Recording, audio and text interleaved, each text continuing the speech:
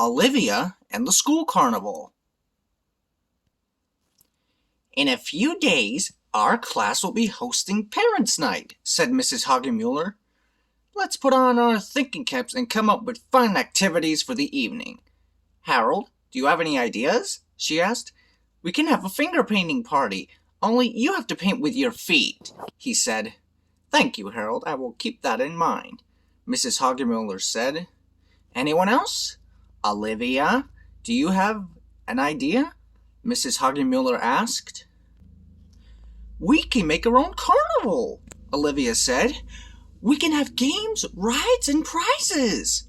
Olivia's classmates loved her idea, and so did Mrs. Hagemuller.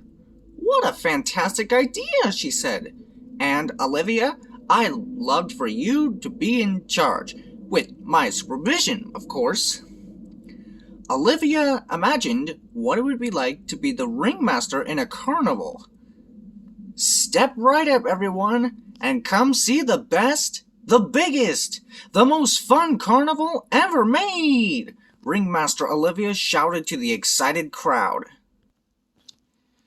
The next day at school, Olivia placed her classmates in groups of 3 to make up their own booth or game for the carnival.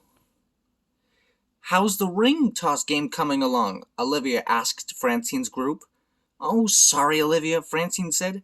I decided the ring toss was much too boring, so we changed it to a pin and nose on the clown game. I like it a lot, Olivia said. But what if you did something like... Olivia leaned in close and whispered so only Francine could hear. What a great idea, Francine said.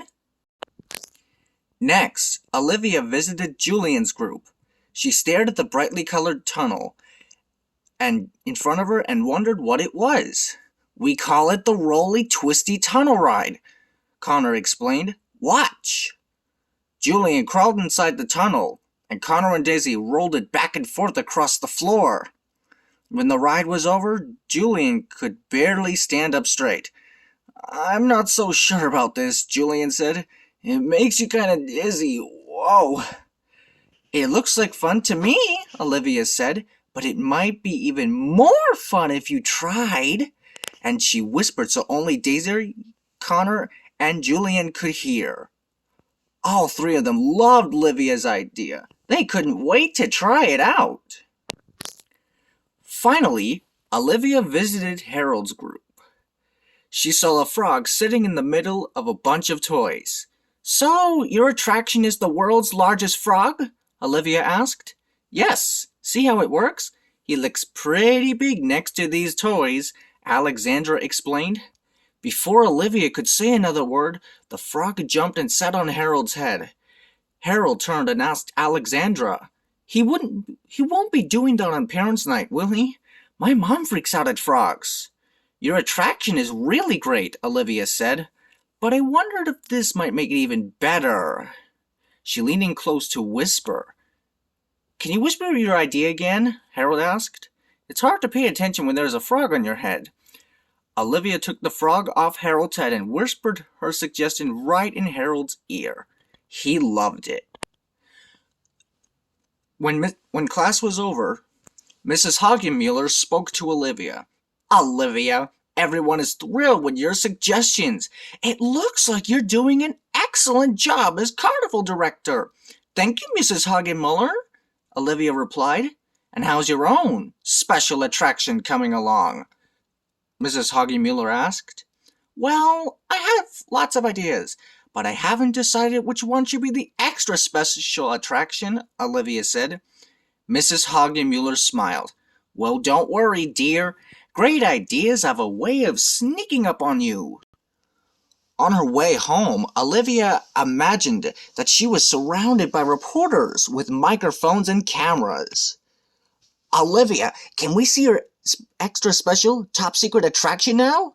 Asks one reporter. Yes, Olivia, what's under the sheet? Asks another reporter.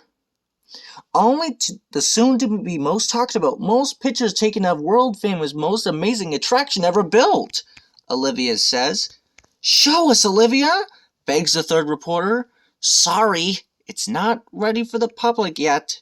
You'll have to come back tomorrow at Parents' Night, Olivia tells them. That night, Olivia told her parents about the project. She showed Father the sketches she had made of all of her ideas. Okay, Dad, here's how my extra special attraction is going to work. Father looked at the sketches carefully. Classic design, very scientific. It pushes, it pulls. You just might need a little help. Olivia's brother, Ian, walked into the living room. He was holding his favorite toy robot. Ian began speaking in a robotic voice. Why don't you ask the boy standing next to you? Ian asked in his best robot voice. Okay, you can help, Olivia said. Ian turned to his parents. See you later, parents of Robot Boy. The big night finally arrived. Mrs. Hoggymuller greeted the parents. Welcome to Parents' Night. Olivia beamed. Thank you, Mrs. Hoggymuller. Folks, follow me over to our first attraction, which was made by Francine, Oscar, and Otto. It's the one, the only, amazing clown beanbag toss.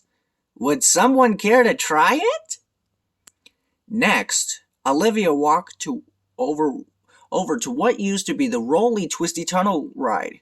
Here we have beach ball bowling, Olivia announced. All you have to do is throw a ball through the tunnel and out the other side to knock down these bowling pins. Julian, will you demonstrate? Everyone cheered for Julian's strike. Olivia walked over to the next attraction. And step this way, ladies and gentlemen, and see the most strange animal of all time. The last living dinosaur, the Frogosaurus. Watch it climb up a tall building. Harold stood behind a model of the Empire State Building and let the Frogosaurus go. It hopped up the building and then right on his head again. It's okay, Mom. It doesn't bite, Harold said. And finally, for our last attraction, Olivia said, Welcome to Olivia's Spectacular Funhouse. Olivia pointed to the funhouse behind her.